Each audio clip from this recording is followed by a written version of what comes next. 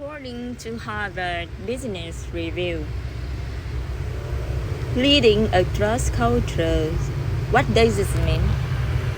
By Deborah Rowland, a reporter. How many nights have you spent in a hotel in a city many miles from home? Perhaps nervous about the meeting in the morning.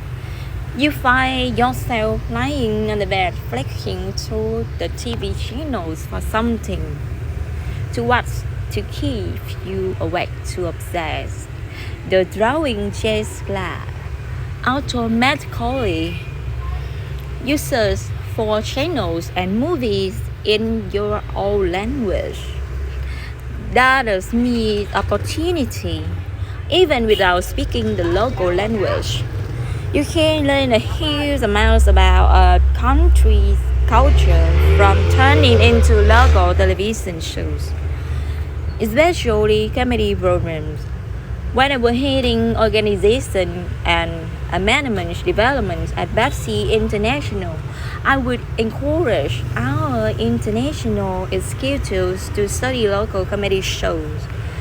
Comedy can be radically hard to get if you are not from the originating culture, but that exactly why it shines a light on how different cultures take the office, which were syndicated in some 80 countries but had localized versions rated in height. Is the latest example. It can help you see the world as all the cities. Chào mừng quý vị, các bạn và các em đang trở lại với Mỹ Ngọc Eva TV chuyên mục Studying English ngày hôm nay. Quý vị, các bạn và các em, đặc biệt là các bậc phụ huynh đang cùng con mình, quý khán thính giả vào nghe kênh của cô Ngọc Eva TV. Các bạn đang lắng nghe nội dung bài của một người viết về nền giáo dục theo tiêu chuẩn mô típ của Lead Across Culture là gì? Cập nhật bởi trường Đại học Harvard University, giọng đọc của cô Ngọc. Being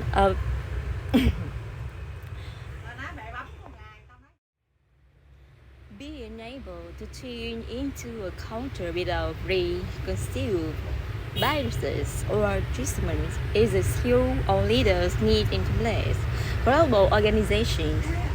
This was validated in my most recent research into mindfulness and leadership, where it emerged as the number one skill. The research involved conducting and coding ATA in-depth behavioral events interviews of leading chance with 65 leaders spread across multiple industries and from across 5 continents. My research team and I were hoping to see it light on a skill that make the biggest difference in leading across complex global organizations and being able to tune into a culture and work with different worldviews soon out.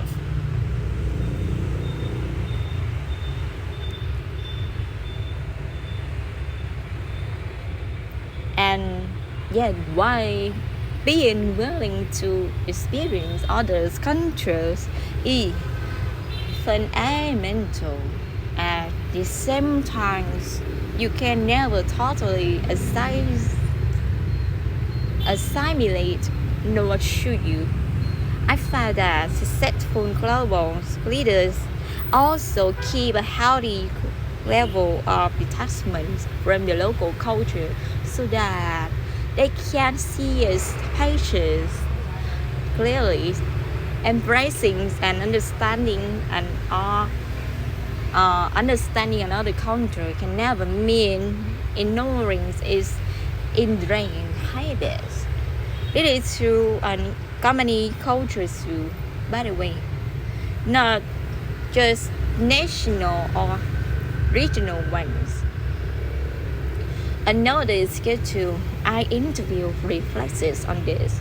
He had intentionally used cultural difference to challenge and change assumptions by tapping into global variety while remaining non-judgmental. So while he understood the cultures, he did not blindly follow its dictate. His approach led to a very successful turnaround of this country operation, and often without the local leaders feeling contrarily imposed upon. I think what wouldn't have worked is the local approach of being very doubtful and blaming others. That would have refused existing instinct.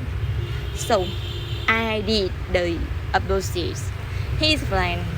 I said, well, this is something we can immediately face. I'm sure there's plenty of people in this organization who can help us do that. What we need to first agree on is that we have a healthy future, and I'm sure we'll get there. It caused a lot of surprise at first. Dressing up, here's another typical Westerner, completely naive. But it is stable that slowly people actually start believing you, and that's where quite quickly it turned around. A way to make space for these different but complementary approaches, imparting non-judgment of the local culture, while remaining slightly separate from it, is what I describe as freedom within a framework. Essentially, you come up with a metaphor that holds a global theme while allowing for local adaptation. Let me give you an example.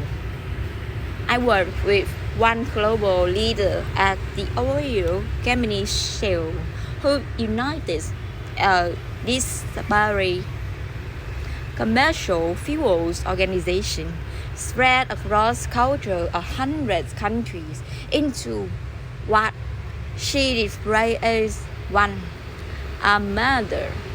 She used the metaphor of a fleet of fighting ships united and they evolved, yet it's having to fight their own local battles.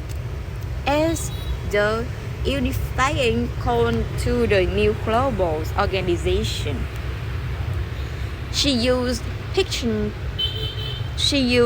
pictorial learning map to communicate its vision to all staff. Pictures are not only worth 1,000 words, they also work better than words when you are communicating with large language barriers. Moreover, she invited its local culture to take the armada metaphor, navigating choppy seas and battling against nearby competitors, and translate that into a compelling story for their own local context. They ran with it. For example, the Asian regions describe themselves on their traditional map as a few fleets of dragon bars.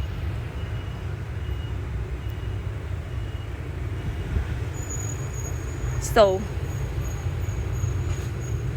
see the world as order sees it. Don't completely assimilate and set a consistent framework with local culture can adapt the story and watch a little local TV. That's all. Thanks for hearing and sharing.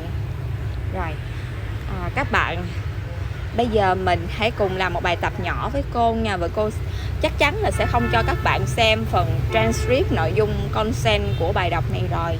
Thì các bạn hãy suy nghĩ xem mình vừa nghe được những gì và mình tóm gọn ý nó trong 3 dòng. Và mình xem nội dung chính của bài này. Tóm lại mình đang nói về chủ đề biên phiên dịch trong nội dung học phần dạy lớp học tiếng Anh của cô Ngọc về nền văn hóa của Lives Across Culture cụ thể là như thế nào, em hiểu như thế nào. Các bạn có thể tìm thêm tư liệu trên mạng xã hội khác và trên Google nhiều hơn nha. Chúc các em học thật